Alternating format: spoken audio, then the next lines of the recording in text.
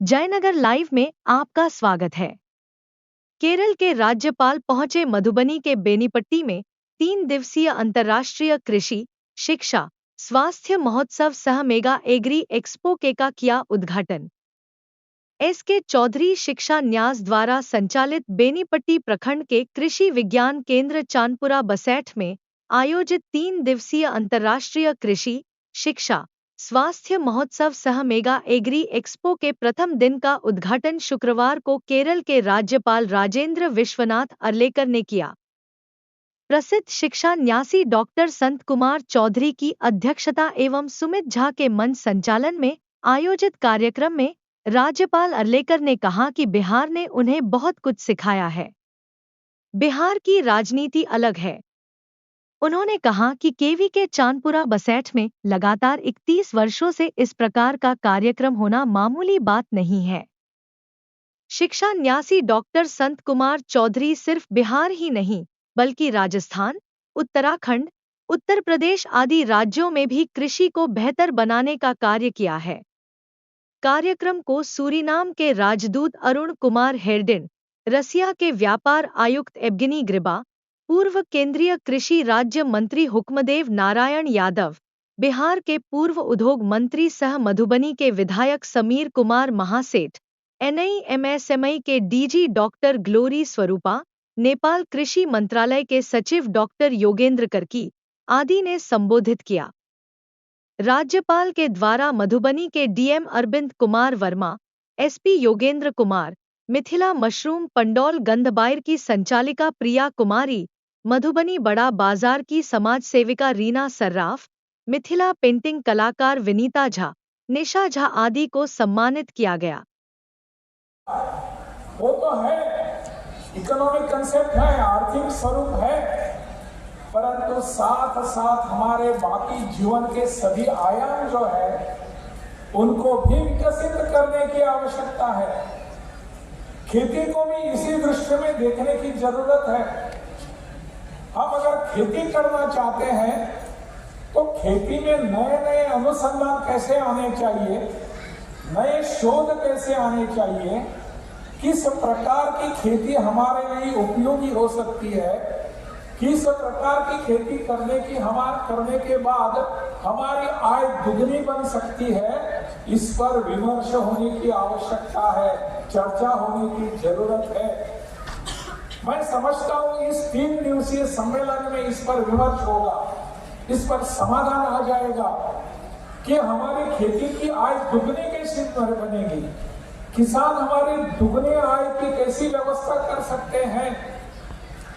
इसके लिए हमको एक मेरे मन में जो विचार आया है वो मैं आपके सामने रखने का प्रयास कर रहा हूं। मेरे मन में जो विचार आ रहा है कि ये है कि आय अगर हमको दुगनी करनी है हमारे किसान भाइयों बहनों की, तो हमको प्राकृतिक खेती को अपनाना होगा। नेचुरल फार्मिंग करने की आवश्यकता है। फर्टिलाइजर्स का उपयोग जब हम खेती में करते हैं तो हम देखते हैं कि हमारी वहां की मिट्टी का स्तर कैसे नीचे गिरता है। हमारी मिट्टी, फिर हमारी खेती, हमारी जमीन फिर एक बार उसके लिए उत्पादन करने के लिए योग्य नहीं रहती आपके 1-2-4 सालों के बाद। परंतु अगर हम प्राकृतिक खेती अपनाते हैं तो प्राकृतिक खेती अपनाने के बाद हमारे खेती में जो मिट्टी का स्तर जो होता है, उसकी फर्टिलिटी जो होती है वो नीचे नहीं जाती। इसलिए हमको इस दिशा में कुछ प्रयास करने की आवश्यकता है। मैंने ऐसे एक राज्य में देखा, हिमाचल प्रदेश में प्राकृतिक खेती के लिए वहां क्या प्रयास हो रहे हैं। लगभग आज की तारीख में वहां 2 लाख से ज्यादा किसान प्राकृतिक खेती का उपयोग कर रहे हैं। उनको जाकर पूछिए एक बार क्या कर सकते हैं वो, और उन्होंने अपनी आय कैसी दुगनी की है। मैं यहाँ मेरे सामने एक यहाँ होर्डिंग बोर्ड देख रहा हूँ, डॉक्टर राजेंद्र प्रसाद केंद्रीय कृषि विश्वविद्यालय, अपने पूसा का केंद्रीय विश्वविद्यालय है। पिछले वर्ष मैं वहां गया था, वहां जाने के बाद वहां के वीसी हैं, वहां के अपने एग्रीकल्चर साइंटिस्ट हैं, एक वाक्य में 3 बातें उन्होंने कही है। नौकरी करना कनिष्ठ होता है, व्यापार करना मध्यम होता है और कृषि करना सर्वोत्तम होता है। हमारे पूर्वजों की सीख है, पूर्वजों ने हमको ये बताया है, लेकिन कुछ कारणवश हमने उसकी उल्टी गिनती कर दी।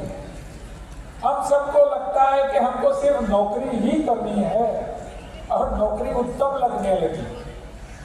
हमारी पढ़ाई भी हमारी इस दिशा में जाती है कि हम नौकरी करेंगे, परंतु इस सोच को बदलने की आवश्यकता है मेरे मित्रों। हमको खेती की तरफ सर्वोत्तम उत्तम देखने की आवश्यकता है, खेती करने की आवश्यकता है, जरूरत है। मैंने यहाँ जो होर्डिंग लगाया हुआ इसमें देखा पढ़ा मैंने कि विकसित भारत की जो कल्पना है 2047 में, उसमें हमारा खेती का क्या योगदान रहेगा, कैसा योगदान रहेगा, इस पर आज कल परसों इन 3 दिनों के इस सम्मेलन में विमर्श होगा, चर्चा होगी, डिबेट होगा। क्या क्या करना चाहिए इस पर विमर्श करके उसके समाधान सामने आएंगे। इन सब को लेकर हमको आगे बढ़ने की आवश्यकता है।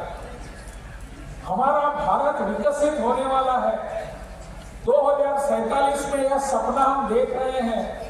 समीर जी भी हमको इसी के बारे में बता रहे थे, मेरे पूर्व मंत्री मित्र, कि विकसित भारत का सपना जो प्रधानमंत्री ने हमारे सामने रखा है वो केवल इकोनॉमिक कंसेप्ट नहीं है। हमारी आर्थिकी सुधर जाएगी और हम पूरे देश विश्व भर में विकसित बन जाएंगे।